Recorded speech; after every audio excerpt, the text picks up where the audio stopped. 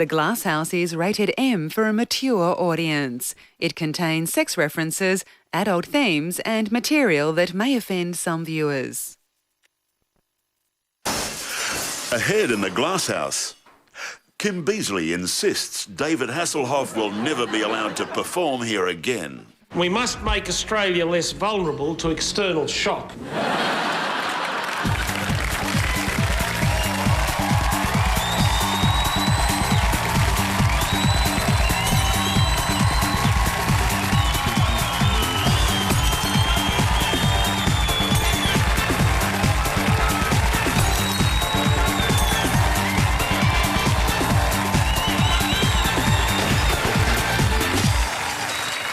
It's Marie Antoinette's birthday. Let us eat cake. Welcome to the Glass House, the program that asks the question, if horses don't have opposable thumbs, isn't it cruel giving them a cup as a prize? More news than drunk chicks in bad hats this week. But one of my favourite stories comes from London, where scientists trying to wipe out malaria have genetically modified male mosquitoes to give them fluorescent glow-in-the-dark testicles. Next year's Mozzie Mardi Gras is going to be fabulous. The idea goes something like this. The male mozzies with the glowing testicles are released into the wild, and when the female mozzies see them, they die laughing, thus breaking the breeding cycle. But guys, just imagine the possibilities. Flashes would be able to send Morse code signals. You wouldn't have to put a light on when you got up in the middle of the night to take a leak. On camping trips, you could just drop your DAX so your partner can read in the tent. And at a gig, instead of waving lighters during the power ballad, all the men in the audience could drop trowel and wave their fluoro nuts back and forth in time with the music. In the UK, a company is going to manufacture a computer chip that stores music and fits inside a woman's breast implants. Obviously, it plays in stereo. But if the implants are big enough and you position your head deep enough, you can get surround sound. But for the best results, you're going to need one lady with a pair of tweeters and another with a pair of woofers.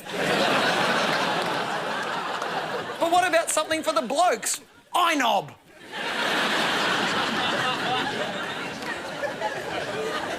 The penile implant that allows you to stand at the urinal, check your emails at the same time. Congrats!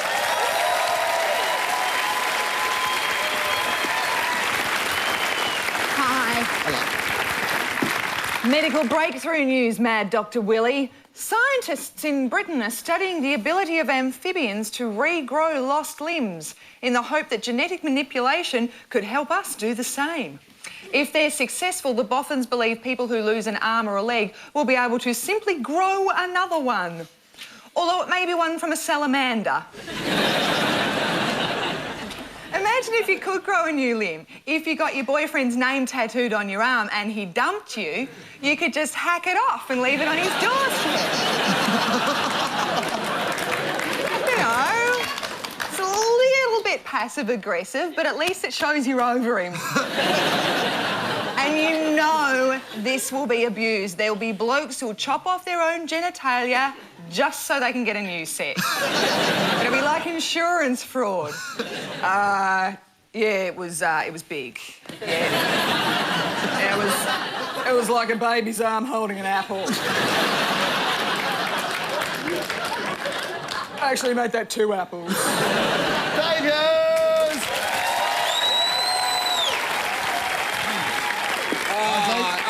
Excited this week. I'm loving being in Sydney, you know why? Why? Because I'm using the cross-city tunnel for free. I'm going here. Today I went through it about 100 times. I was so excited. I was saying, this is free, let's go again. The taxi driver said, you've still got to pay me, mate. Seriously, it's free for 21 days, you know, but people still aren't using it. The people are going, no, I don't want to get addicted to it. People, it's a road, it's not heroin. Give it a go.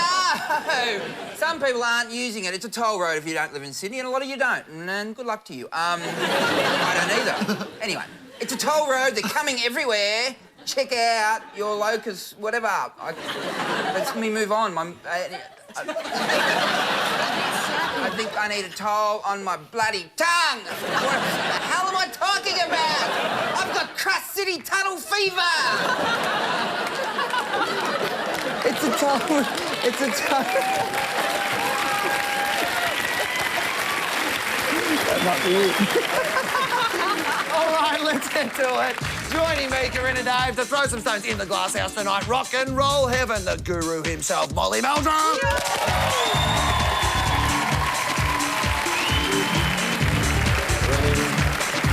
And his new album's Double Happiness. He's a double member of the ARIA Hall of Fame, and the strongest thing he drinks now is a double Ribena.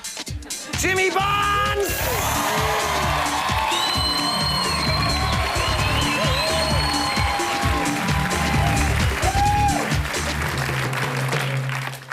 All right, movers and shakers. First up, as enlistment levels in the US Armed Forces keep dropping, the Marines have launched a major recruiting drive at music festivals across the country.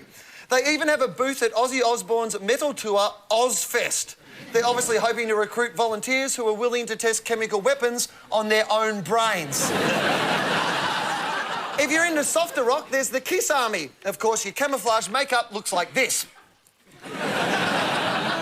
That is a weapon of mass destruction. But why are they taking fans of good music off to die in the war? Why can't they do this recruitment at a Michael Bublé concert?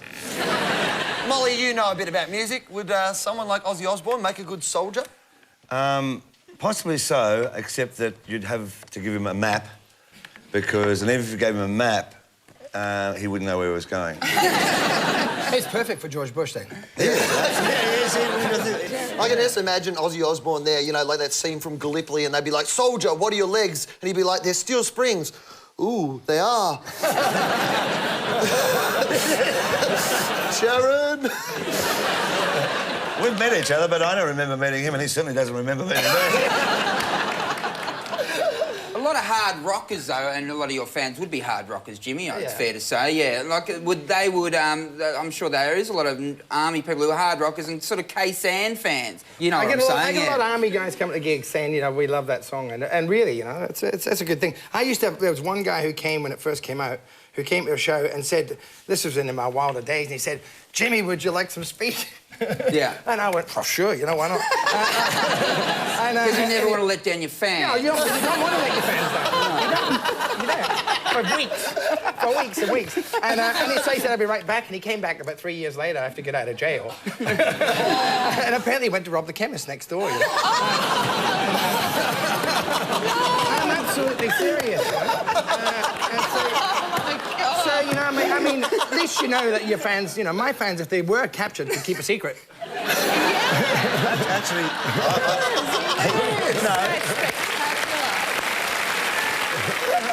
I love the scream. I love the Barnesy scream. I can't believe that I saw you at the Arias a couple of weeks ago, and your voice still sounds amazing. How, after all you've done, like, over the years, how does your voice still sound so good? You know what? I went to a throat specialist, and this is a true story. I went I've to a been throat through one as well. Recently.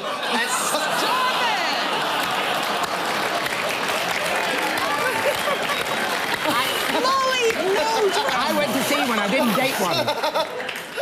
Yeah, I think he probably used a different ointment than you.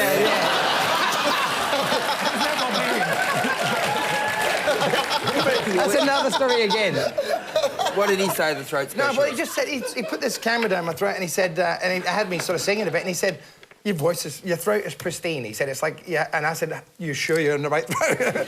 You know, because he said it was, so I somehow over, you know, 30 years of doing, you know, shows in pubs, I've managed to sort of have the survival instincts, you know, saved That it. is amazing. Yeah. Do you warm up? Do you have to warm up before gigs? Yeah, I go to a gig, you know, probably, I like to get there about an hour before, and I'll scream, like, I literally scream for an hour. Okay, I don't want to put you on the spot, but, like, can you give us an example of what you do to warm up? What's the first one you do?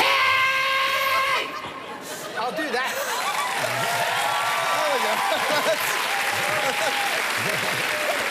Now, that's a warm-up right there. Yeah, and then by the time I go on stage, I'm ready to sing. Yeah.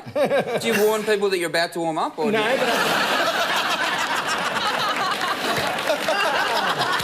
but I have scared the shit out of a few people. Yeah. It was a funny night, the Arias. I liked it, you know. I mean, you know, there was some... It must be pretty... It was really weird. I was singing Working Class Man, and I seen the Hoff trying to get on the stage to dance. Oh, no. And, you know, I mean, I've killed men for less.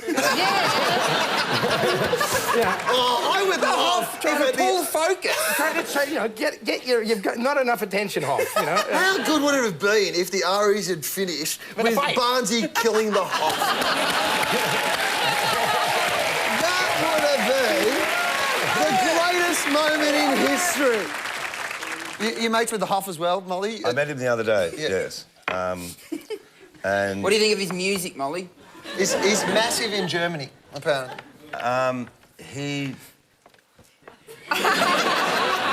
needs to go to singing lessons, as I unfortunately was misquoted about saying about Shannon Noll, right? So, I mean, like... So you're comparing Shannon Noll to David Hasselhoff? I've seen Shannon talk his power in front of me. So you're saying... You're saying that Shannon Noll's as talented as David Hasselhoff. That's all. That wasn't me, Shannon. That was Molly Meldrum. No! It was not, Will. This is a tough show. I'm glad I'm on it. They'd be talking about you if you weren't on it. Our next Movers and Shakers, it's the safest place to be, right here. Right here. That's good. We don't have the guts to bag people who are here. That's good.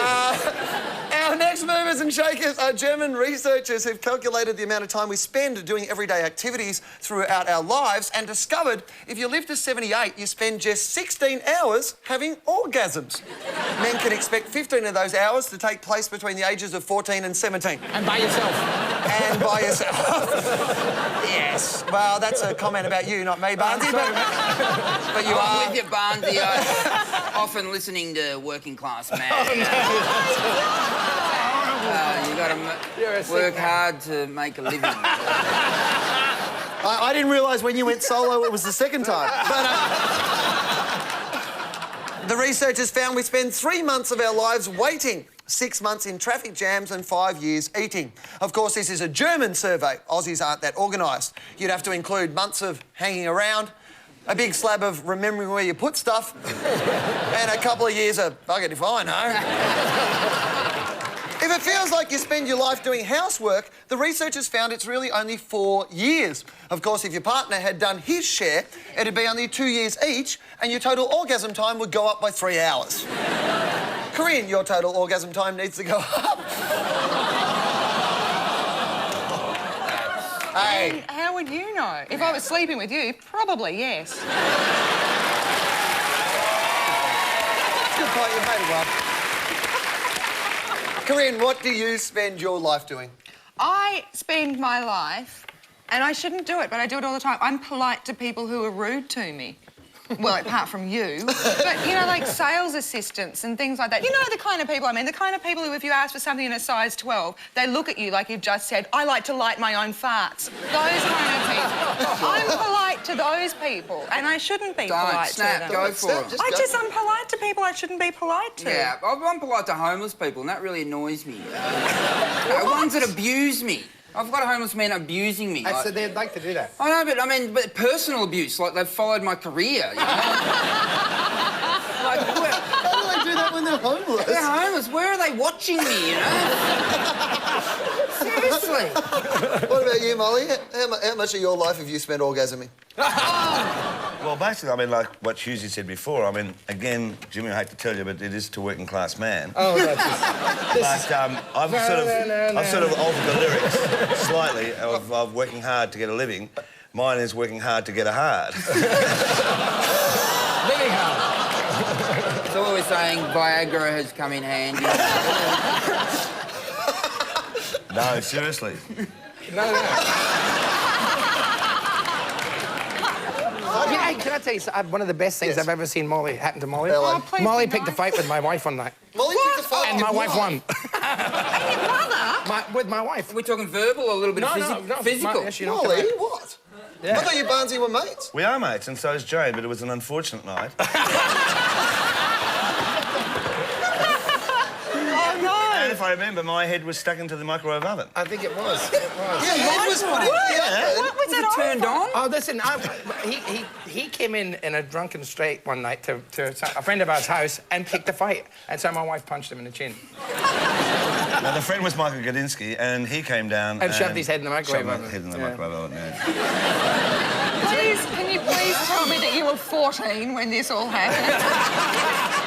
It's not so much a kind of thing that adults do. Did he have the hat? Did you have the hat on in the oven?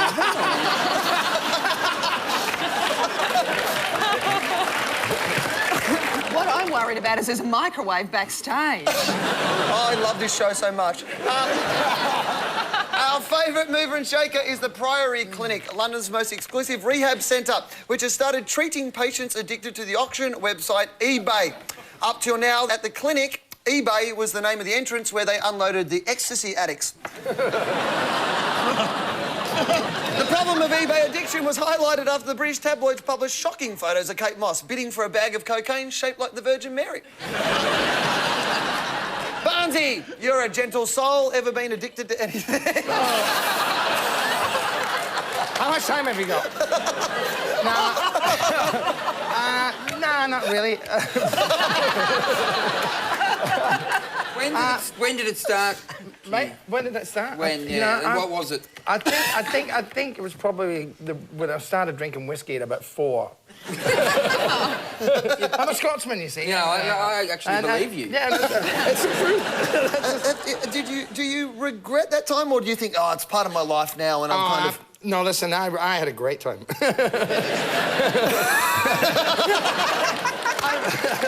That's that laugh of a man who's going, I had a great time, and I'm still alive. I'm still alive. That's exactly what it is. I mean, I literally, if I've got the constitution of a horse. I'm nearly twice as smart, but I had a fantastic time for many years at a lot of people's expense. You can remember your last. Did you stop everything at once? Did you go, bang, that's it, I'm no more? Yeah. I actually went to a rehab. Yeah. But on the way to the rehab, I had the best party.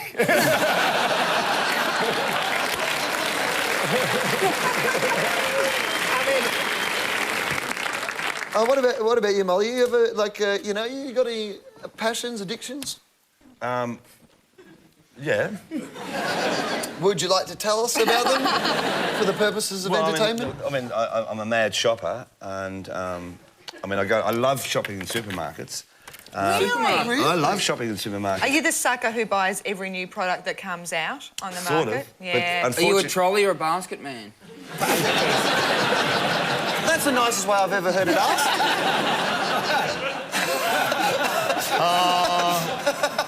Both.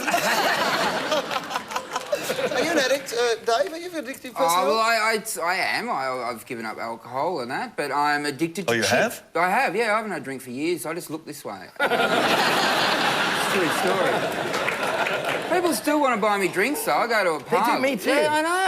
And they'll say, Jamie, you want a drink? I say, I haven't drank in 4 years. Yeah, come off it, you know. You know, I bought it for ya. It was $3.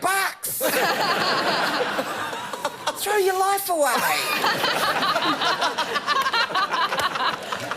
Actually, before the show, Corinne and I were talking about, smoking, and we both said this. We'd like to give up the fags, but.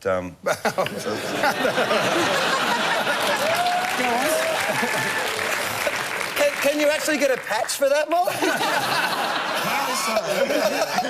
I won't tell you where you put it, but apparently so.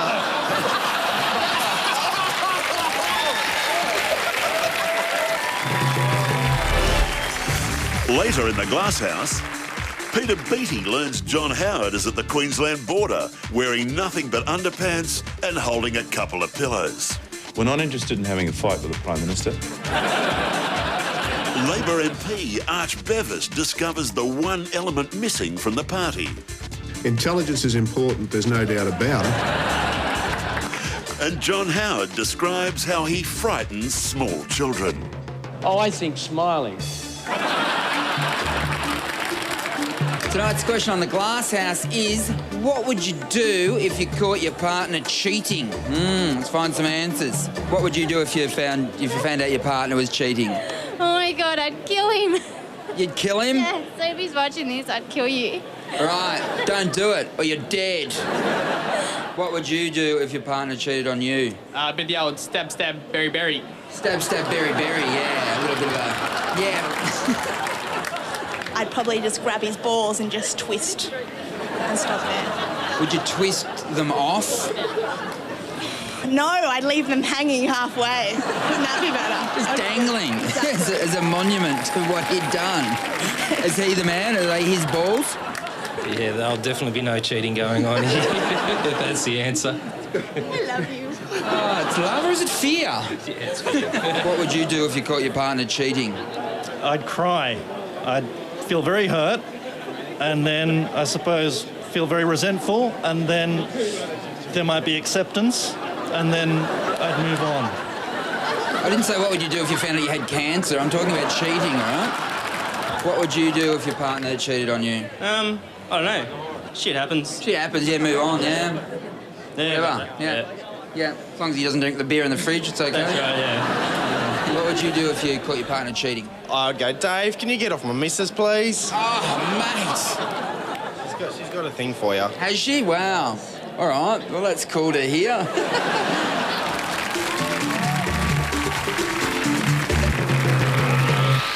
In brilliant news for bird watchers, boffins at Princeton University have discovered they can get female barn swallows to stay faithful if they give their mates a plumage makeover. I thought you were picking on me. The hard part is finding 5 gay swallows, but not as hard as you think.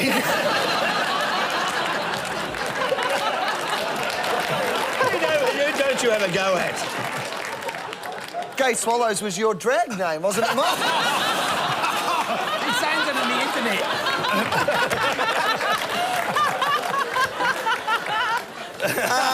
When researchers painted a bunch of bloke swallows bright red around the throat, the colour of the dominant male, their mates stayed faithful. They also found dull-coloured males looking for love were 5 times more likely to be told by female swallows, "Not tonight, I have bird flu." Husey, I'd like your help. I want you to be a swallow with a makeover. Sure, why not? And we're going to interview you. Well, Sure. right.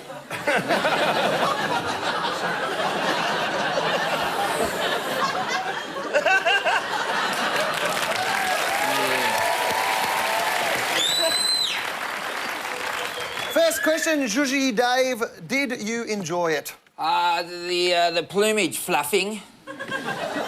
Why wouldn't I enjoy a good fluff? I did enjoy it. And is it working for you? Are you more successful with the ladybirds? Well, I am, yes. My ladybird at home, and the one in particular, the one that I'm attached to, all of a sudden wants to have sex with me and not every other Tom, Dick and bloody... whatever the other birds' names are. Do you just do it with swallows or the other ostriches species? and stuff, yeah. Not do you say an ostrich? No, that would be like hard. tall, you know. I thought you might like them tall. I tried to do it doggy style, but it ran away. Well, what about other birds? I once did it with a kookaburra. Oh, what was that like? It was a laugh.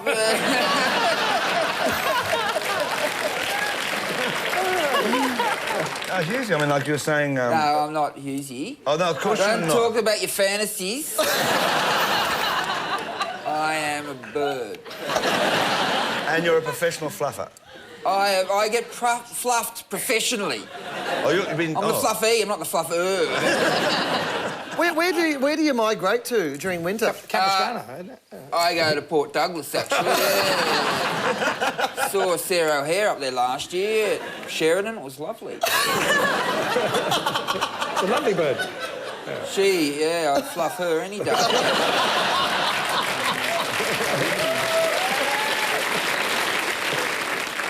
Are you inspired by other famous birds? Aussie ostrich. Oh, you like Aussie? I love Aussie. Should have got rid of Daryl and kept Aussie.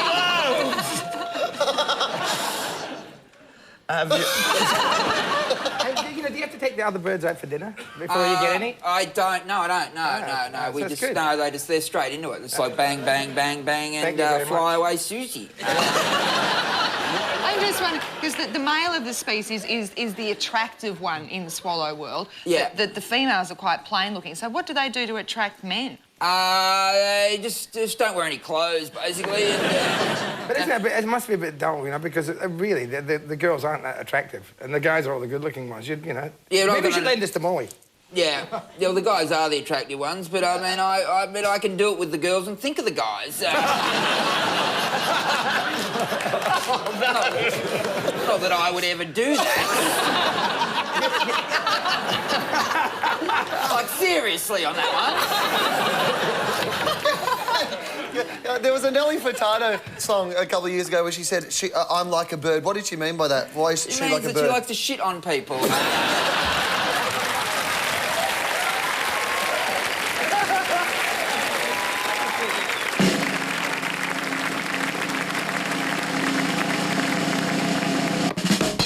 Yes, it's time to award the coveted Glasshouse Trophy, which this week is called... And the winner of the Linda Blair Memorial Secret Bag of Thick Pea Soup is the Victorian State Government. On their official Schoolies Week website, they encourage female students who want to deter sleazy men to fake vomiting. Actually, it says blow chunks, which is good news for 53-year-old Barry Chunks from Toowoomba. The website suggests you fake vomiting to deal with toolies, older blokes who hang around Schoolies Week. A similar site has been set up for toolies, advising them to hang in there if the schoolie they're chasing starts acting like she's about to vomit.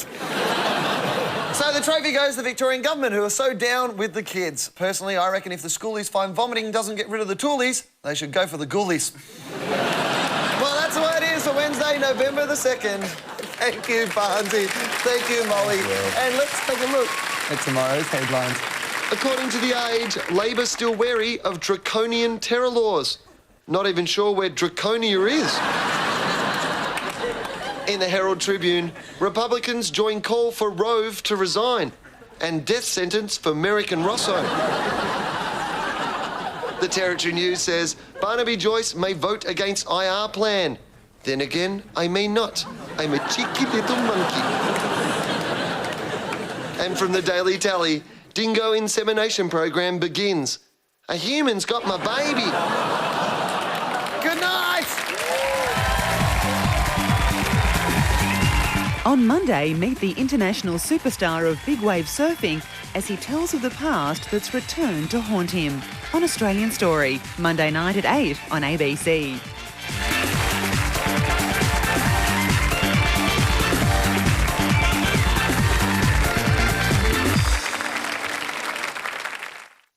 A documentary about Deep Throat. Now, what will Margaret